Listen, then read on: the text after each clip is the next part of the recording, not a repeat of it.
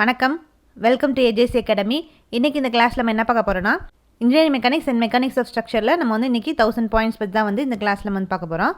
So இன்றைக்கி அடுத்த 50 points வந்து என்ன இருக்குது அப்படின்றத இன்றைக்கி கிளாஸில் வந்து பார்க்கலாம். ஸோ கிளாஸ்க்கு வந்து போகலாம். First point, so the beam of uniform strength. அதோட இன்னொரு டெஃபினேஷன் வந்து என்ன அப்படின்னு வந்து பார்த்தோன்னா, இந்த பீமை வந்து எடுத்துக்கிட்டோன்னா, அந்த பீமில் எப்போவுமே பெண்டிங் ஸ்ட்ரெஸ் எப்படி டெவலப் ஆகும்னு பார்த்தோன்னா, அது பீமில் ஃபுல்லாகவே வந்து கான்ஸ்டண்ட்டாக தான் வந்து அந்த பெண்டிங் ஸ்ட்ரெஸ் வந்து டெவலப் ஆகுது.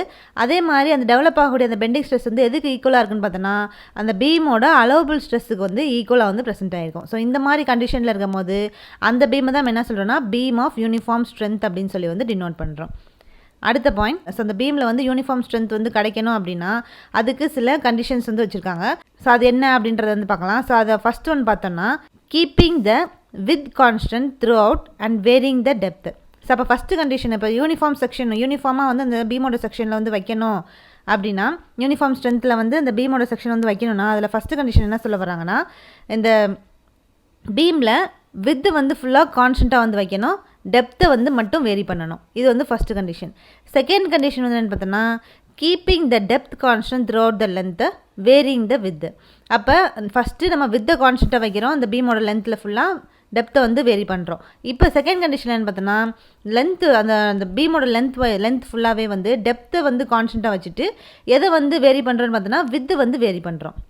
அடுத்து மூணாவது கண்டிஷன் பார்த்தோன்னா, by varying the width and depth in a suitable way. இப்போ மூணாவது கண்டிஷன் வந்து அந்த பீமோட லென்த் ஃபுல்லாகவே வந்து பார்த்தோன்னா இந்த வித் அண்ட் டெப்த் ரெண்டுத்தையுமே வந்து நம்ம வேரி பண்ணுறோம். ஸோ இதுதான் வந்து 3 கண்டிஷன்.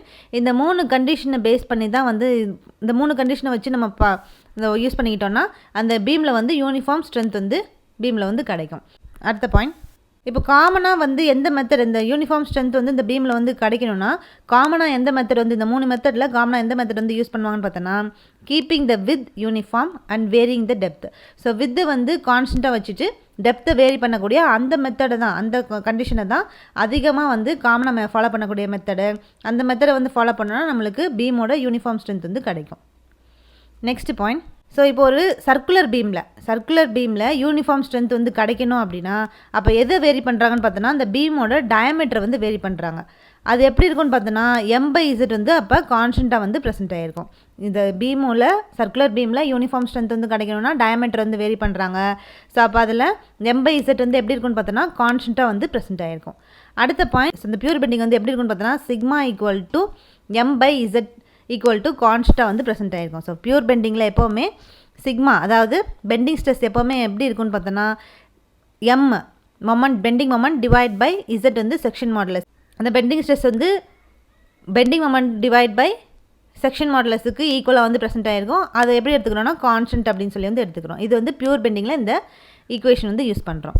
அடுத்த பாயிண்ட், ரேடியஸ் ஆஃப் கைரேஷன்னா வந்து என்ன அப்படின்றது வந்து பார்க்க போகிறோம். ஸோ ரேடியஸ் ஆஃப் கைரேஷனை வந்து எப்படி டிஃபைன் பண்ணுறாங்கன்னு பார்த்தோன்னா, ஸோ ஒரு பாடியோட ஹோல் மாஸ் வந்து எங்கே வந்து கான்சென்ட்ரேட் ஆகிருக்கோ அந்த இடத்துல பார்த்தோன்னா ஒரு ஆக்சிஸ் ஆஃப் ரொட்டேஷன் வந்து நடக்கும். ஸோ இந்த ரொட்டேஷன் வந்து அந்த ஹோல் மாஸ், அந்த பாடியோட ஹோல் மாஸ் வந்து ஒரு பாயிண்டில் வந்து ஆக்ட் ஆகுது அப்படின்னா அந்த பாயிண்டில் ஒரு ஆக்சிஸ் ஆஃப் ரொட்டேஷன் வந்து க்ரியேட் ஆகும்.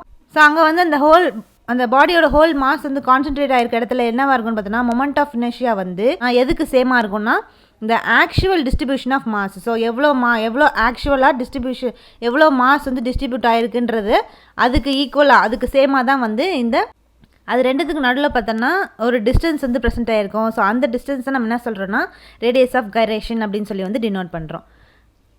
ஸோ ரேடியஸ் ஆஃப் கைரேஷனுக்கு இன்னொரு டெஃபினேஷன் வந்து என்னென்னு பார்த்தோன்னா, ஸோ ரேடியஸ் ஆஃப் கைரேஷனை வந்து எப்படி டிஃபைன் பண்ணுறாங்கன்னா, ஸோ அந்த டிஸ்டன்ஸ் வந்து என்னென்னா ஸ்கொயர். ஸோ அந்த டிஸ்டன்ஸ் வந்து ஸ்கொயர் பண்ணுறாங்க. அது எதோட வந்து மல்டிப்ளை பண்ணுறாங்கன்னு பார்த்தோன்னா, ஒரு சர்டன் ஏரியாவில் மொமெண்ட் ஆஃப் இனர்ஷியா வந்து க்ரியேட் ஆகுது. ஸோ அதோட வந்து எதை மல்டிப்ளை பண்ணுறாங்கன்னா இந்த டிஸ்டன்ஸ் வந்து ஸ்கொயர் பண்ணி மல்டிப்ளை பண்ணுறாங்க.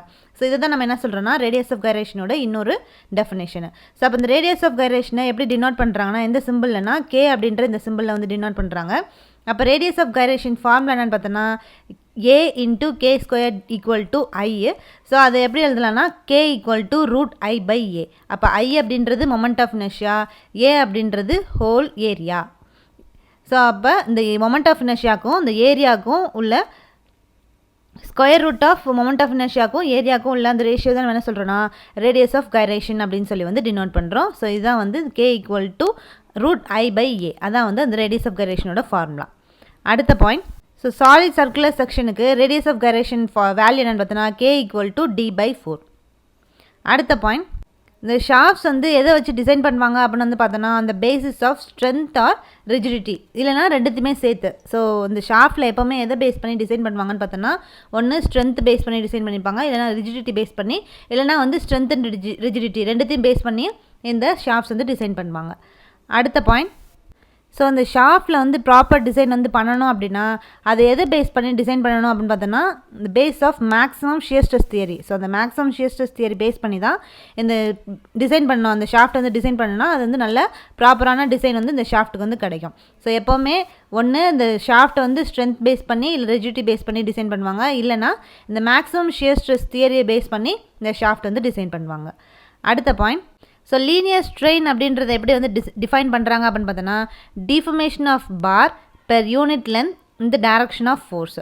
ஸோ வந்து இந்த லோடு இல்லாட்டி ஃபோர்ஸ் வந்து எந்த டைரக்ஷனில் வந்து ஆக்ட் ஆகிருக்கோ அந்த டைரக்ஷனில் லென்த் வைஸாக வந்து டிஃபர்மேஷன் வந்து இந்த பாரில் வந்து கிரியேட் ஆச்சு அப்படின்னா அந்த ஸ்ட்ரெயின் தான் நம்ம என்ன சொல்கிறோன்னா லீனியர் ஸ்ட்ரெயின் அப்படின்னு சொல்லி வந்து டினோட் பண்ணுறோம்.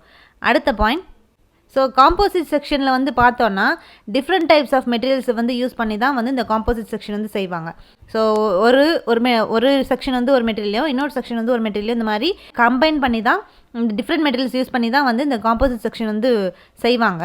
ஸோ அப்போ அந்த காம்போசிட் செக்ஷனில் வந்து சேம் எக்ஸ்டர்னல் லோடு, ஸோ வந்து ஸோ இந்த இங்கே வந்து ஒரு செக்ஷன் இருக்குது, இங்கே ஒரு செக்ஷன், இங்கே ஒரு செக்ஷன் இருக்குன்னா இது வந்து 1, இது 2, இது 3, இது 4வது செக்ஷன்னா ஒவ்வொரு செக்ஷன்லேயும் வந்து சேமான எக்ஸ்டர்னல் லோடு வந்து ஆக்ட் ஆகுது இந்த காம்போசிட் செக்ஷனில் அப்படின்னும் போது அந்த ஸ்ட்ரெஸ் வந்து ஒவ்வொரு மெட்டீரியல்லையும் எப்படி இருக்குன்னு பார்த்தோன்னா ஈக்குவலாக தான் வந்து ஆக்ட் ஆகும். ஸோ அதாவது இந்த காம்போசிட் செக்ஷனில் டிஃப்ரெண்ட் மெட்டீரியல்ஸில் வந்து என்ன தான் வந்து இந்த காம்போசிட் செக்ஷனை வந்து செஞ்சுருந்தாலும் அது காம்போசிட் செக்ஷன் எப்போவுமே எப்படி ஆக்ட் ஆகும்னு பார்த்தோன்னா ஒரு சேம் யூனிட் சிங்கிள் யூனிட்டாக தான் வந்து ஆக்ட் ஆகும். அப்படி ஆக்ட் ஆகும்போது அந்த மெட்டீரியலில் நம்ம வந்து எக்ஸ்டர்னல் லோடு வந்து அப்ளை பண்ணும் போது ஒவ்வொரு காம்போசிட் செக்ஷனுக்கு இப்போ ஒவ்வொரு இடத்துலையும் இந்த ஒரு first section, second section, third section, fourth செக்ஷன்லேயே நம்ம வந்து தனித்தனியாக எக்ஸ்டர்னல் லோடு வந்து சேம் லெவலில் வந்து ஆக்ட் பண்ணியிருந்தாலும் அங்கே வந்து அந்த கிரியேட் ஆகக்கூடிய அந்த மெட்டீரியலில் கிரியேட் ஆகக்கூடிய ஸ்ட்ரெஸ்ஸஸ் எப்படி இருக்குன்னு பார்த்தோன்னா ஈக்குவலாக தான் வந்து ப்ரெசென்ட் ஆகிருக்கும். அடுத்த பாயிண்ட், ஸோ இது எதனால் வந்து நடக்குது அப்படின்னு வந்து பார்த்தோன்னா ஸோ இந்த மெட்டீரியல்ஸ் எல்லாமே வந்து எப்படி அஷ்யூம் பண்ணிக்கிறாங்கன்னா ஒன்னோடு ஒன்று வந்து பாண்ட் ஆகிருக்குது அப்படின்னு சொல்லி வந்து அஷ்யூம் பண்ணிக்கிறாங்க.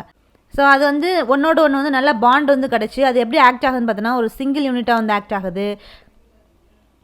அந்த அப்ளை பண்ண லோடை வந்து எல்லாமே வந்து சிங்கிள் யூனிட்டாக ஆக்ட் ஆகிறதுனால எல்லாத்தையுமே வந்து ஷேர் பண்ணிக்குது. ஸோ அதனால தான் அதில் வந்து கிரியேட் ஆகக்கூடிய ஸ்ட்ரெஸ் வந்து ஈக்குவலாக வந்து அந்த மெட்டீரியல் வந்து ஷேர் பண்ணிக்குதுங்க. இதுதான் வந்து இந்த பாயிண்ட். அடுத்த பாயிண்ட் வந்து பார்க்கலாம். இது காம்போசிட் செக்ஷன். அந்த காம்போசிட் செக்ஷனில் டிஃப்ரெண்ட் மெட்டீரியல்ஸ் வந்து இருக்குது. அப்போ அந்த டிஃப்ரெண்ட் மெட்டீரியல்ஸில் ஸ்ட்ரெஸ்ஸஸ் வந்து கிரியேட் ஆகுது. அப்படி கிரியேட் ஆகும்போது இந்த டிஃப்ரெண்ட் மெட்டீரியல்ஸில் கிரியேட் ஆகக்கூடிய ஸ்ட்ரெஸ்ஸஸ் வந்து எப்படி இருக்கணுன்ற அவசியம் வந்து இல்லை அப்படின்னு சொல்கிறாங்கன்னா அந்த ரேஷியோ அதாவது ஏரியாவோட ரேஷியோக்கு வந்து ஈக்குவலாக வந்து இருக்கணும் அப்படின்ற அவசியம் வந்து கிடையாது. ஸோ எப்படி இந்த என்ன தான் ஸோ முன்னாடி பார்த்த பாயிண்டில் வந்து பார்த்தோன்னா இந்த காம்போசிட் செக்ஷனில் டிஃப்ரெண்ட் மெட்டீரியல் செஞ்சிருந்தாலும் லோடு வந்து சேம் லோடு அப்ளை பண்ணிக்கும் போது ஸ்ட்ரெஸ்ஸஸ் வந்து ஒவ்வொரு மெட்டீரியலையும் ஈக்குவலாக வந்து ஆக்ட் ஆகும் அப்படின்னு சொல்லி வந்து பார்த்தோம்.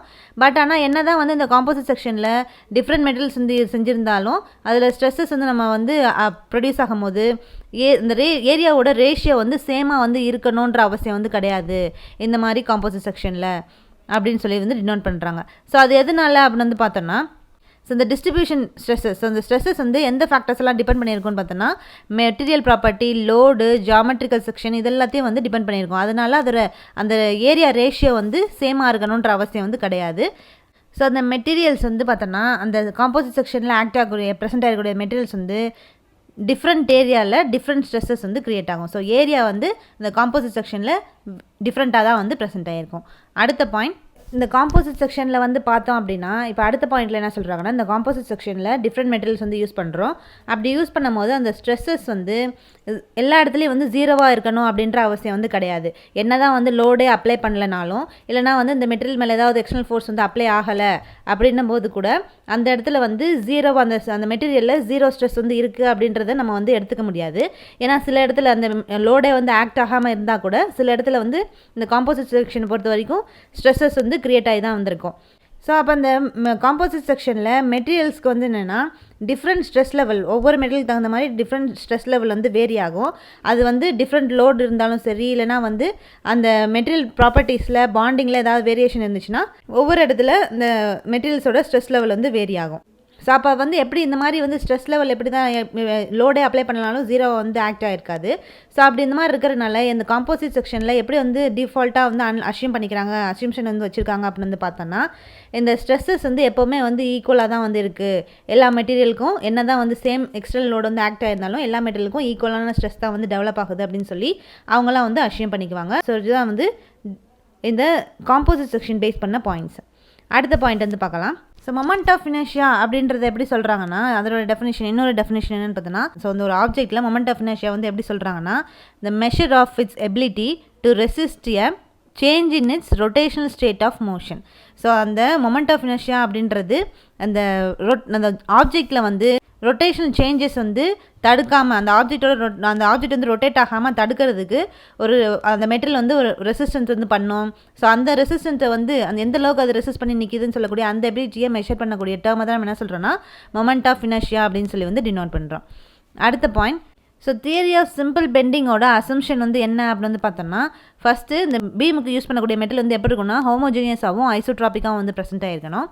அடுத்த பாயிண்ட், ஸோ அந்த பீம் வந்து இனிஷியலாக எப்படி இருக்குன்னு பார்த்தோன்னா ஸ்ட்ரைட்டாக வந்துருக்கும். ஸோ அந்த பீமில் எல்லா லாங்கிடியூனல் ஃபைபர்ஸ் எல்லாம் வந்து எப்படி பெண்ட் ஆகும்னு பார்த்தோன்னா சர்க்குலர் ஆர்க்காக வந்து பெண்ட் ஆகும். வித் அந்த சென்டர் வந்து அதோட சென்டர் பாயிண்ட் எல்லாமே எப்படின்னு பார்த்தோன்னா காமன் சென்டர் பாயிண்ட்லேருந்து கர்வேச்சராக வந்து க்ரியேட் ஆகும் இந்த பீமில் ப்ரெசென்ட் ஆகக்கூடிய ஃபைபர்ஸ். ஸோ ஆரம்பத்தில் அது ஸ்ட்ரைட்டாக இருந்தாலும் கொஞ்சம் கொஞ்சமாக வந்து லாங்கிடியூனல் டைரக்ஷனில் சர்க்குலர் ஆர்க்காக அந்த காமன் பாயிண்ட்லேருந்து கர்வேச்சர் வந்து ஃபார்ம் ஆகும். நெக்ஸ்ட் பாயிண்ட், ஸோ இந்த பீம் வந்து எப்படின்னு பார்த்தோன்னா சிமெட்ரிக் கிராஸ் செக்ஷனில் வந்து ப்ரெசென்ட் ஆகிருக்கும். அதில் வந்து பெண்டிங் வந்து எந்த பிளேனில் வந்து இருக்கும் பார்த்தோன்னா பிளேன் ஆஃப் சிமெட்ரியில் இந்த பெண்டிங் வந்து இந்த பீமில் பெண்டிங் வந்து கிரியேட் ஆகுது அப்படின்னு சொல்லி வந்து அஷ்யூம் பண்ணிக்கிறாங்க. அடுத்த பாயிண்ட், ஸோ அந்த பீமில் வந்து பியூர் பெண்டிங் மட்டும்தான் வந்து ஆக்ட் ஆகும். ஷியரோட எஃபெக்ட் வந்து அதில் வந்து நெக்லெக்ட் வந்து பண்ணிடுவாங்க. நெக்ஸ்ட் பாயிண்ட், ஸோ இப்போ வந்து ஃபஸ்ட்டு ஸ்டார்டிங்கில் இந்த பீம் எப்படி இருக்கும் பார்த்தோன்னா பிளைன் செக்ஷனாக தான் வந்திருக்கும். அந்த பீமோட ஆக்சஸ் எல்லாமே வந்து நார்மலாக தான் வந்திருக்கும். ஸோ ஸ்டார்டிங்கில் இந்த பீமோட செக்ஷன் வந்து பிளைன் செக்ஷனாக வந்திருக்கும். அதோட ஆக்சஸ் எல்லாமே வந்து நார்மலாக வந்திருக்கும். ஸோ அதுக்கப்புறம் கொஞ்சம் நாள் கழிச்சு வந்து பார்த்தோன்னா அந்த பீம் வந்து பெண்டிங்காக வந்து ஆரம்பிக்கும். ஸோ பெண்டிங்காக ஆரம்பிக்கும் போது கூட அந்த பீம் வந்து எப்படி ஆயிருக்கும்னு பார்த்தோன்னா பிளைனாக தான் வந்து ப்ரெசென்ட் ஆயிருக்கும் அப்படின்னு சொல்லி வந்து அஷ்யூம் பண்ணிக்கிறோம். அடுத்த பாயிண்ட், ஸோ இந்த பீமோட ரேடியஸ் ஆஃப் கர்வேச்சர் வந்து லார்ஜாக வந்திருக்கும் when compared to dimension of the beam. So இதுதான் வந்து டிஃப்ரெண்ட் அசம்ஷன் இந்த தியரி ஆஃப் சிம்பிள் பெண்டிங்க்கு நம்ம யூஸ் பண்ணக்கூடிய அசம்ஷன் பாயிண்ட்ஸ். அடுத்த பாயிண்ட் வந்து பார்க்கலாம். ஸோ மாடுலஸ் ஆஃப் வெலாசிட்டிக்கு ஒரு டெஃபினேஷன் வந்து என்ன கொடுத்துருக்காங்க அப்படின்னு பார்த்தோன்னா, இந்த மெட்டீரியலோட மெக்கானிக்கல் ப்ராப்பர்ட்டி வந்து இந்த கம்ப்ரெஷனை இல்லாட்டி எலாங்கேஷனை வந்து இந்த மெட்டீரியல் வந்து எந்தளவுக்கு வந்து வித்ஸ்டாண்ட் பண்ணுது. ஸோ அந்த மெட்டீரியலில் இருக்கக்கூடிய எலாஸ்டிக் மெட்டீரியல்ஸ் வந்து பார்த்தோன்னா எலாஸ்டிக் ப்ராப்பர்ட்டி வந்து இருக்கும். அந்த எலாஸ்டிக் ப்ராப்பர்ட்டி மூலமாக லென்த் வைஸாக வந்து எவ்வளோ லீனியர் எலாஸ்டிக்காக வந்து அந்த மெட்டீரியல் வந்து இந்த கம்ப்ரெஷனையும் எலாங்கேஷனையும் வந்து வித்ஸ்டாண்ட் பண்ணி நிற்குது அப்படின்னு சொல்லக்கூடிய அந்த மெக்கானிக்கல் ப்ராப்பர்ட்டி தான் நம்ம என்ன சொல்கிறோன்னா மாடுலஸ் ஆஃப் வெலாசிட்டி அப்படின்னு சொல்லி வந்து டினோட் பண்ணுறோம். ஸோ அதுக்கு எக்ஸாம்பிள் ராட்ஸ், ஒயர்ஸ் இதெல்லாம் வந்து பார்த்தோன்னா இந்த கம்ப்ரெஷன் எலாங்கேஷன் எல்லாத்தையும் வந்து இந்த லென்த் வைஸாக வந்து இந்த எலாஸ்டிக் ப்ராப்பர்ட்டியோடு இருக்கிறனால லென்த் வைஸாக அந்த கம்ப்ரெஷனையும் எலாங்கேஷனையும் வந்து வித்ஸ்டாண்ட் பண்ணி நிற்கக்கூடிய அந்த ப்ராப்பர்ட்டியை நம்ம மாடுலஸ் ஆஃப் வெலாசிட்டி அப்படின்னு சொல்லி வந்து டினோட் பண்ணுறோம்.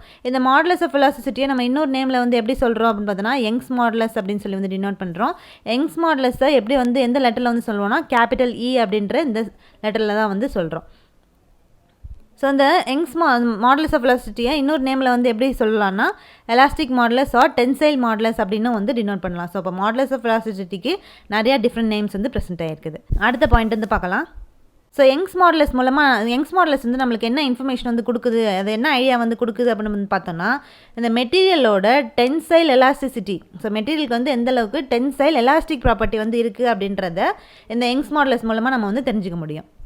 அடுத்த பாயிண்ட், ஸோ இந்த மாடுலஸ் ஆஃப் வெலாசிட்டி வந்து என்ன ரெப்ரசென்ட் பண்ணுதுன்னா இந்த மெட்டீரியலோட எலாஸ்டிசிட்டியை வந்து ரெப்ரசென்ட் பண்ணும். ஸோ இந்த மாடுலஸ் ஆஃப் வெலாசிட்டினாலே அந்த மெட்டீரியல் வந்து எந்த அளவுக்கு எலாஸ்டிக் ப்ராப்பர்ட்டியோட வந்து இருக்குது அப்படின்றத ரெப்ரசென்ட் பண்ணக்கூடிய ஒரு டேர்ம் தான் இந்த மாடுலஸ் ஆஃப் வெலாசிட்டி. அடுத்த பாயிண்ட், ஸோ அந்த ப்ரொபோர்ஷனல் லிமிட் ரீஜன் வரைக்கும் இந்த ஸ்ட்ரெஸ் அண்ட் ஸ்ட்ரெயின் வந்து எப்படி இருக்கும்னா டைரக்ட்லி ப்ரொபோர்ஷனலாக வந்து ப்ரெசென்ட் ஆகிருக்கும். அது எது வரைக்கும்னு பார்த்தோன்னா இந்த ப்ரொபோர்ஷனல் லிமிட் வரைக்கும். நெக்ஸ்ட் பாயிண்ட், ஸோ அப்படி இருக்கும் போது அந்த ப்ரொபோர்ஷனல் லிமிட்டுக்குள்ளே வந்து இருக்கும் போது அந்த மெட்டீரியலோட பிஹேவியர் வந்து எப்படி இருக்கும்னா லீனியராக வந்து ப்ரெசென்ட் ஆகிருக்கும். அடுத்த பாயிண்ட், ஸோ இது வந்து ப்ரொபோர்ஷனல் லிமிட்டுக்குள்ளே இருக்கும் போது ஸ்ட்ரெஸ் அண்ட் ஸ்ட்ரெயின் வந்து டைரக்ட்லி ப்ரொபோர்ஷனாக இருக்குது. அது வந்து அதோட மெட்டீரியலோட பிஹேவியர் வந்து லீனியராக வந்திருக்கும். அதுக்கப்புறம் இந்த ப்ரொபோர்ஷனல் லிமிட்டை தாண்டி வந்து போகும்போது அந்த லீனியர் ரிலேஷன்ஷிப்பை, ஸோ வந்து இந்த ஸ்ட்ரெஸ்ஸுக்கும் ஸ்ட்ரெயினுக்கும் லீனியரான ரிலேஷன்ஷிப் வந்து இருக்காது. நெக்ஸ்ட் பாயிண்ட், ஸோ ஸ்ட்ரக்ட் அப்படின்றத எப்படி வந்து டிஃபைன் பண்ணுறாங்கன்னு பார்த்தோன்னா, ஸோ ஸ்ட்ரக்ட் அப்படின்றது ஒரு ஸ்ட்ரக்சரல் மெம்பர். அதில் வந்து என்ன வந்து ஆக்ட் ஆகும்னு பார்த்தோன்னா, ஆக்சியல் கம்ப்ரெசிவ் ஃபோர்ஸ் வந்து அந்த ஸ்ட்ரக்சரல் மெம்பரில் வந்து ஆக்ட் ஆகும். ஸோ அந்த மெம்பர் தான் நம்ம என்ன சொல்கிறோன்னா ஸ்ட்ரக்ட் அப்படின்னு சொல்லி வந்து டினோட் பண்ணுறோம். ஸோ ஸ்ட்ரக்ட் வந்து எப்படிலாம் வந்துருக்குன்னு பார்த்தோன்னா, ஹரிசான்டலாக இருக்கும், இன்க்ளைண்டாக இருக்கும், இல்லைனா வந்து வெர்டிக்கலாக வந்து ப்ரெசென்ட் ஆகிருக்கும் இந்த ஸ்ட்ரக்ட். அடுத்த பாயிண்ட், ஸோ இந்த டென்ஷன் டெஸ்ட்டில் இப்போ வந்து ஒரு பாரை வச்சு நம்ம வந்து டென்ஷன் டெஸ்ட் வந்து கண்டக்ட் பண்ணுறோம். அப்படி கண்டக்ட் பண்ணும்போது அந்த காஜ் லென்த் வந்து கேல்குலேட் பண்ணுவாங்க. அந்த பாரில் வந்து டென்ஷன் டெஸ்ட் நம்ம வந்து கண்டக்ட் பண்ணும்போது, அப்போ அந்த காஜ் லென்த் அப்படின்றது அதோட டெஃபினேஷன் என்ன பார்த்தோன்னா, மீன்ஸ் இந்த length over which extension is measured. So அந்த காஜ் லென்த் அப்படின்றது அந்த பாரோட லென்த் வந்து கொஞ்சம் எக்ஸ்டெண்ட் வந்து ஆயிருக்கும். அது எவ்வளோ தூரம் வந்து எக்ஸ்டெண்ட் ஆயிருக்கு அப்படின்னு சொல்லக்கூடிய அந்த லென்த் தான் நம்ம என்ன சொல்கிறோம்னா காஜ் லென்த் அப்படின்னு சொல்லி வந்து டினோட் பண்ணுறோம். ஸோ இந்த காஜ் லென்த்துக்கு ஃபார்முலா வந்து என்ன அப்படின்னு வந்து பார்த்தோன்னா, gauge length equal to 5.65 √A. அப்போ A அப்படின்றது initial cross sectional area before loading. So அதான் வந்து இந்த காஜ் லென்த். அடுத்த பாயிண்ட், ஸோ இந்த காஜ் லென்த் வந்து எந்த ஃபேக்டர்ஸ் எல்லாம் வந்து டிபெண்ட் பண்ணி இருக்காது, அதாவது இண்டிபெண்ட்டாக வந்து இருக்கும் அப்படின்னு வந்து பார்த்தோன்னா, இந்த பாரோட லென்த்து, அந்த பாரோட மெட்டீரியல், அந்த பாரோட கிராஸ் செக்ஷனல் ஷேப்பு, ஸோ இது எல்லாத்தையுமே வந்து இந்த காஜ் லென்த் வந்து டிபெண்ட் பண்ணி இருக்காது. அடுத்த பாயிண்ட், ஸோ இந்த மேக்ஸிமம் ஷியர் ஸ்ட்ரெஸ் வந்து ட்ரையாங்குலர் கிராஸ் செக்ஷனில் எங்கே வந்து அக்கர் ஆகும்னு பார்த்தோன்னா, ஃப்ரம் பேஸ்லேருந்து h/2 அப்படின்ற டிஸ்டன்ஸில் இந்த மேக்ஸிமம் ஷியர் ஸ்ட்ரெஸ் வந்து ட்ரையாங்குலர் செக்ஷனில் வந்து அக்கர் ஆகுது. நெக்ஸ்ட் பாயிண்ட், அதே மாதிரி இந்த மேக்ஸிமம் ஷியர் ஸ்ட்ரெஸ் வந்து இந்த ட்ரையாங்குலர் கிராஸ் செக்ஷனில் நியூட்ரல் ஆக்சஸ்லேருந்து எவ்வளோ டிஸ்டன்ஸில் வந்து ப்ரெசென்ட் ஆயிருக்குன்னு பார்த்தோன்னா, h/6 அப்படின்ற டிஸ்டன்ஸில் வந்து ப்ரெசென்ட் ஆகிருக்கும். அடுத்து ஸ்லெண்டர்னஸ் ரேஷியோ வந்து எப்படி டினோட் பண்ணுவோம்னா, லாம்டா அப்படின்ற இந்த சிம்பிளை வந்து டினோட் பண்ணுறோம். அப்போ slenderness ratio lambda equal to அதோட ஃபார்முலான்னு பார்த்தோன்னா L effective divide by R minimum. அப்போ L effective அது வந்து என்னென்னு பார்த்தோன்னா effective length of column, R minimum அப்படின்றது minimum radius of gyration. So இதுதான் வந்து ஸ்லெண்டர்னஸ் ரேஷியோட ஃபார்முலா. ஸோ இப்போ இன்னைக்கு கிளாஸில் நம்ம வந்து engineering mechanics and mechanics of structure அந்த டாப்பிக்கில் நம்ம வந்து 50 பாயிண்ட்ஸ் இன்றைக்கி நம்ம வந்து கவர் பண்ணியாச்சு. ஸோ நெக்ஸ்ட் கிளாஸில் நம்ம அடுத்த பாயிண்ட்ஸோட உங்களை வந்து பார்க்கலாம். தேங்க்யூ.